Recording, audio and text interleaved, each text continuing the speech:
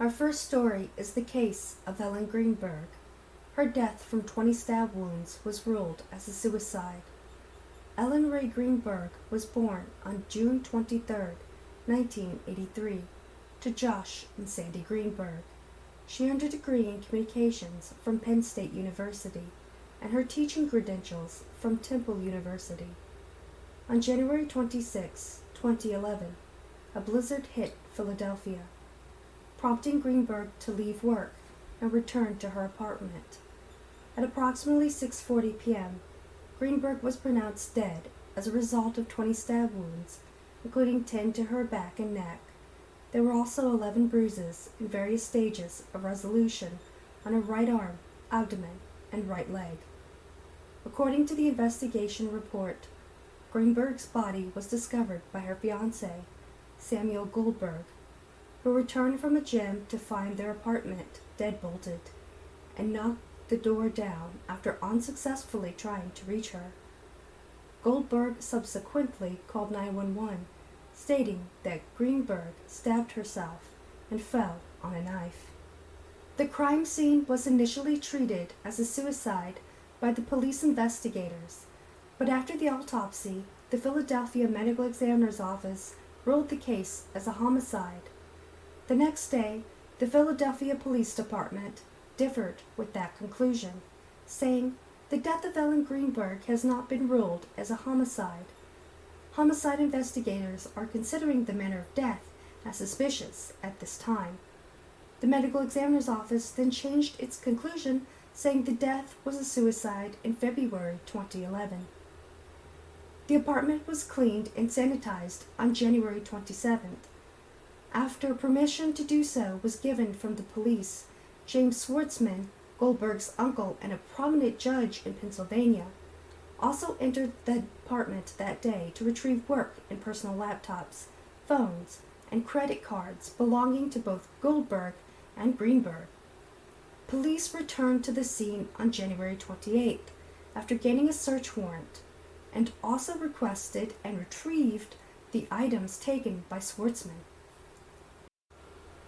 In 2018, the Office of Pennsylvania Attorney General Josh Shapiro took over the case.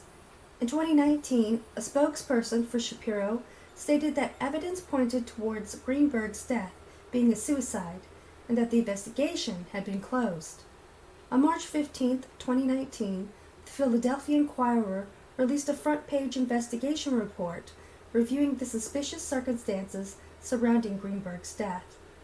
A Pittsburgh forensic pathologist who challenged the single bullet theory of the John F. Kennedy assassination reviewed the case, determined it was strongly suspicious of homicide, and said he did not know how they wrote this off as a suicide. Similarly, forensic scientist Henry Lee, who testified for the defense in the O.J. Simpson murder trial, reviewed the case files and concluded the number and types of wounds and bloodstain patterns observed are consistent with a homicide scene. One significant point of contention were the stab wounds that allegedly penetrated Greenburg's brain. Wayne K. Ross, an investigator hired by the family, wrote that the wounds to the brain and spinal cord would have caused severe pain, cranial nerve dysfunction, and traumatic brain injuries. The original medical report stated that an esteemed consulting neuropathologist, Lucy Adams, had determined there was no such wound. But when asked about the case 7 years later by the Philadelphia Inquirer, Adams responded in writing, "I have no recollection of such case, and I would conclude that I did not see the specimen in question, although there is a remote possibility that it was shown to me. The newspaper examined the records and determined that there was no bill, invoice, or report from Adams for this case." Initially, investigators thought the apartment door had been locked from the inside using a swing bar latch, and reported that Goldberg had been with a security guard when busting it open. The manager of Greenburg's apartment building later claimed that the door being latched did not prove Greenburg had locked the door from the inside. The security guard in question said he was not there when Goldberg forced open the door, and security footage showed Goldberg without the security guard on the elevator just before the 911 call was made. An analysis of phone records by CNN also appeared to contradict claims by two relatives of Goldberg's that they had been on the phone with him as he broke the door down. In October 2019, Greenburg's parents filed a civil suit against the Philadelphia Medical Examiner's Office and Marlon Osborne, the pathologist who concluded the autopsy, and the Philadelphia Court of Common Pleas. The suit seeks to change the manner of death to homicide or undetermined, citing new information and the fact that Osborne admitted to changing the manner of death at the insistence of the police. Photogrammetry, which was unavailable at the time of Greenburg's death, created a 3D anatomical recreation of her wounds and demonstrated that not all her stab wounds could have been self-inflicted. In January 2020, the Philadelphia Court of Common Pleas allowed the case to proceed past the motion to dismiss stage. The trial was set to begin in 2021. In February 2022, the Pennsylvania Attorney General's office under Shapiro reaffirmed that her death was a suicide, which was criticized by Greenburg's parents. In August 2022, the Chester County District Attorney's Office announced it would reopen the investigation into Greenburg's death. Shortly after, the Pennsylvania Attorney General's office relinquished the case due to an appearance of conflict of interest. On July 30th, 2024, the Supreme Court of Pennsylvania Eastern District granted a petition for allowance of appeal to review the challenges to Greenburg's cause of death. In February 2025, following a lawsuit from Greenburg's parents, a settlement was reached in which Greenburg's death would be revisited. Osborne filed a sworn statement in which he stated he no longer agreed with the ruling of her death as a suicide following a review of additional information in the case. In February 2025, the pathologist that originally ruled the case a suicide signed a document stating he amended his position on the cause of her death, no longer considering it a suicide. He wrote, "It is my professional opinion Ellen's manner of death should be designated as something other than suicide. Since Osborne is no longer employed by the Philadelphia Medical Examiner's Office, his statement does not have any influence on the official death certificate." Story 2. She went out for cornflakes and never came back. Lindsay Jo Reimer. Lindsay Jo Reimer was born on the 17th February 1981 to parents Geraldine Jerry and Colin Reimer. Lindsay lived with her parents, older brother Daniel, older sister Kate, and younger sister Juliet, at a house on Cambridge Street in the town of Hebden Bridge, situated in the North County of West Yorkshire in the UK, and made famous recently as the setting for BBC drama series Happy Valley. Lindsay was described by her mother Jerry as a well-behaved, conscientious, and happy kid, a girl so well organized and efficient that her family nicknamed her Saffy after the character in British sitcom Absolutely Fabulous, who displayed the same traits. She was a conscientious and popular student in Year 9 at the local Calder High School. She had expressed an interest in going to university to obtain a degree once her high school education was completed. Lindsay had recently taken on a part-time job delivering newspapers locally to earn some money, at least in part to fund what her mom described as a developing interest in fashion. Lindsay's home life had not always been easy, though. The family-run pub had gone bust, and subsequently, under the strain of the resulting financial problems, her parents had separated. Following this, Lindsay, her brother Daniel, and father Colin lived separately from the rest of the family, in caravans at Lower Roughhead Farm. For 2 years, Lindsay and Daniel shared one caravan, and Colin lived in another at the farm. Whilst Daniel apparently quite enjoyed the country lifestyle, and sometimes returned to help the farmer. He was sheep dipping the day before Lindsay's disappearance. Sheep dip is a liquid formulation of insecticide and fungicide that shepherds and farmers use to protect their sheep from infestations against external parasites such as itch mite. Lindsay appeared to have been less keen on it and missed her friends. However, her parents eventually reconciled, and the whole family was once again living together by the time Lindsay disappeared in November 1994. On the evening of 7th November 1994, Lindsay was at home with Colin. Her sister Kate was 20 at the time and had already left home. Presumably, although it is not clear from the information in the public domain, Daniel and Juliet, only a toddler at the time, were also at home on this evening. At approximately 10 p.m., Lindsay left the house on Cambridge Street to go to a shop and buy a packet of cornflakes, while her father Colin was having a conversation on the telephone, which began at 9:45 p.m., and so no words passed between them. On the way to the shop, Lindsay visited the Trades Club in Holmes Street, where her mom, Jerry, was out having a drink with a friend. Jerry offered to buy Lindsay a Coke, but Lindsay refused and left to continue her journey to the shop. CCTV at the supermarket on Crown Street captures Lindsay buying a packet of cornflakes at 10:22 p.m. This is the last footage of Lindsay alive, and she appears to be acting completely normally, with no hint of any concerns, nor is she carrying anything, such as a bag, other than the packet of cornflakes she had set out to buy. Lindsay never made it home, although this fact went unnoticed till the morning of the 8th November, as Jerry had been out for the evening and, in her own words, made the mistake of my life by not checking Lindsay had returned when she got home. Colin had been on the telephone from 9:45 to 10:20 p.m. and had also not been aware of his daughter's failure to return. On the morning of 8th November, the newspaper called the Reimer home as Lindsay had failed to turn up for her morning newspaper delivery round, and it was at this point that the alarm was raised. Despite family and friends strongly arguing that Lindsay was not the type of girl who would leave home, police initially believed it was likely that she was a runaway, speculating that she was unhappy at home.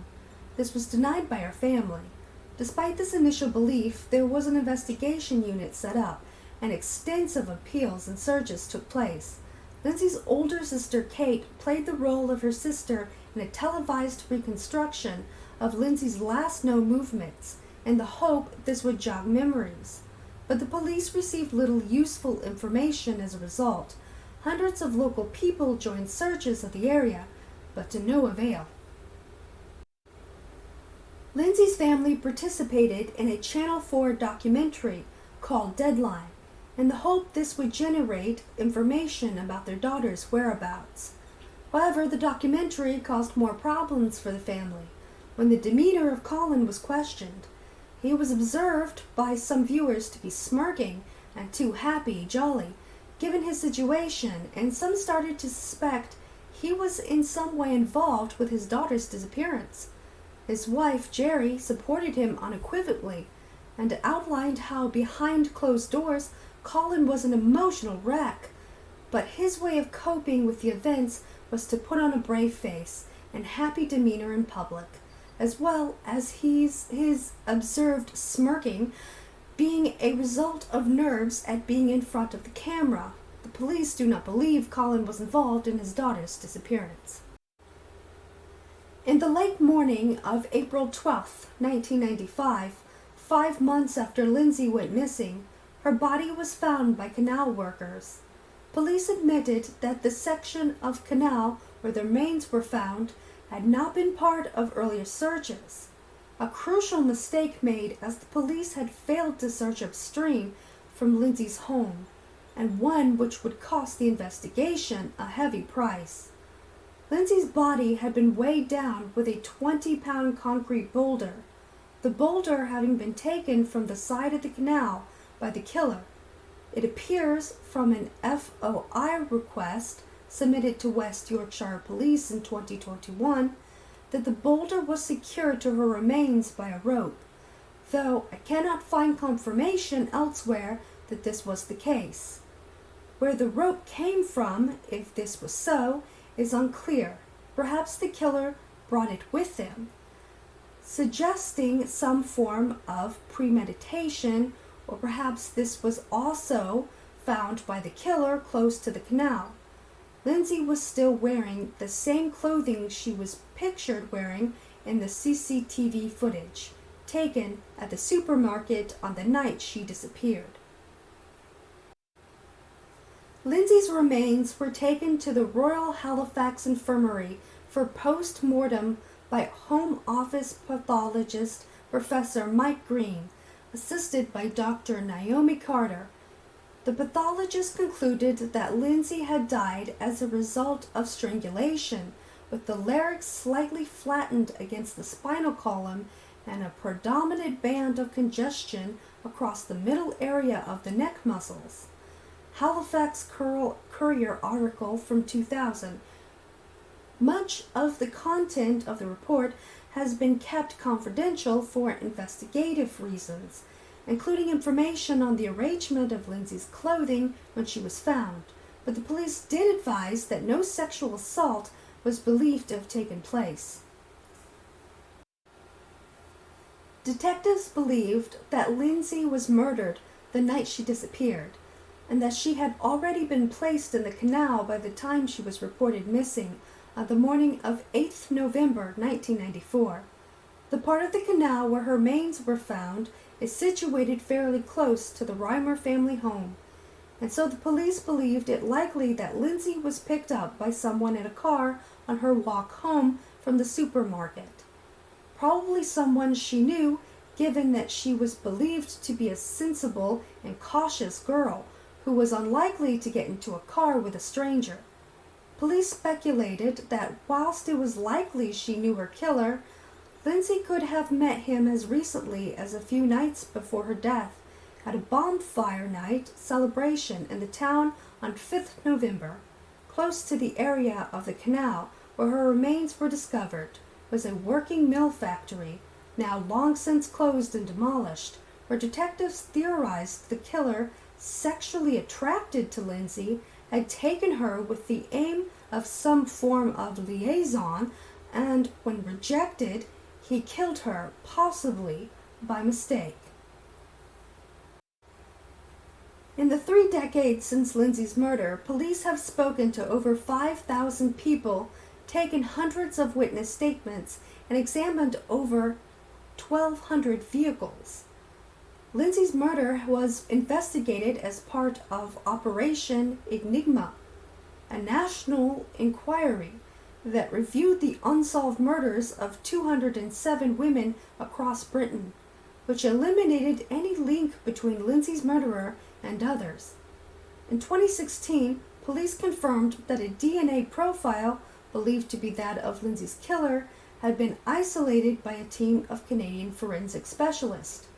2 arrests were made in 2016 and 2017, but neither man had been charged and given the availability of a DNA sample to test. Against it appears likely they have been eliminated.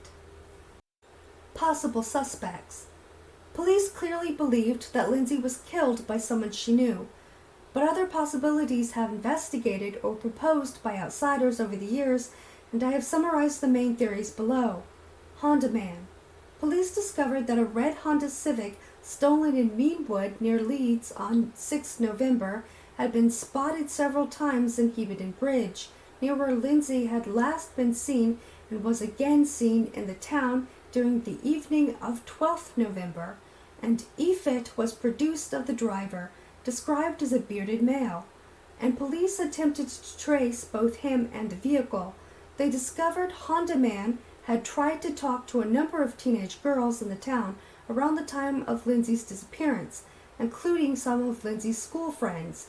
He was spotted near the supermarket where Lindsay was last seen alive. The car was found abandoned in Sheffield 10 days after Lindsay's disappearance.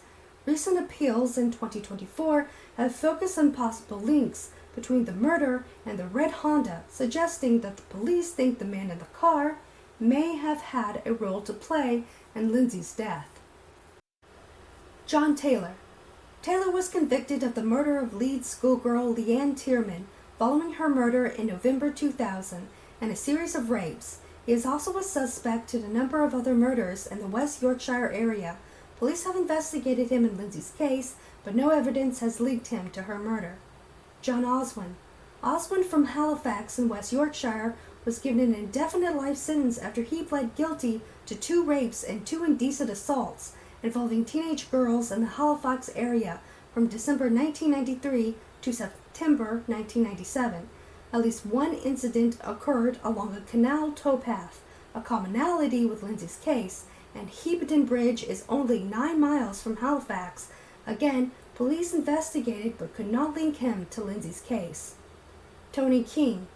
In 2003, the press reported the police were investigating the so-called Costa Killer and Holloway Strangler and had sought his DNA in Lindsay's case. However, police described this as speculation. Jimmy Savile. One of the more outlandish theories about Lindsay's murder is that it was committed by notorious celebrity sex offender Savile. The suggestion comes about as a result of Savile's apparently regularly staying at a friend's caravan situated at Craig Vale, a mile from Lower Roughhead Farm, where Lindsay lived with her father and brother for 2 years, and Savile renting a garage in the town to park his Rolls Royce. In the month Lindsay went missing, Savile's whereabouts are unconfirmed, and he was absent from the public eye, adding to the speculation of a link. However, that link is unconfirmed. Francesco Montez. In 2007, true crime author Winsley Clarkson claimed in his book The Predator, Portrait of a Serial Killer, that Montez, killer of a 13-year-old British schoolgirl, Caroline Dickinson, murdered while she slept in a hostel in France, was responsible for Lindsay's murder. Clarkson claimed that he was told by a retired police officer that Montez, working as a waiter in London in 1994, had visited York and was on a hunting trip in the West Yorkshire area on the date of Lindsay's disappearance. However, Clarkson has never been able to provide any evidence to back up the claims and refuses to name the officer he says gave him this information. Vince Robson. In 2017, a retired detective from Cleveland Police claimed that Vince Robson, a man questioned in relation to the murder of Julie Hogg and Tina Bell, had links to the Reimer family in the Hebden Bridge area. Robson moved to the Hebden Bridge in 1990 and worked at the Trades Club, the place Lindsay visited to see her mom Jerry on her way to the supermarket. Robson is purportedly one of the last people to see Lindsay alive on the night she disappeared, and the detective concerned believes he should be a prime suspect. These claims were explored further in Channel 4 documentary In the Footsteps of a Killer. Thank you so much for watching this video and diamond painting with me. Please like and subscribe if you've not done so already. Also, do share with a friend. I'd like to thank both Reddit and Wikipedia for the information they provided on these cases. If you'd like these true crime storytime videos, please let me know in the comments so I know to make more in the future. Today we worked on symbol D, which is DMC color code 995. This is the little dragon we started together in the last video. I hope you enjoyed. I'll see you in the next one.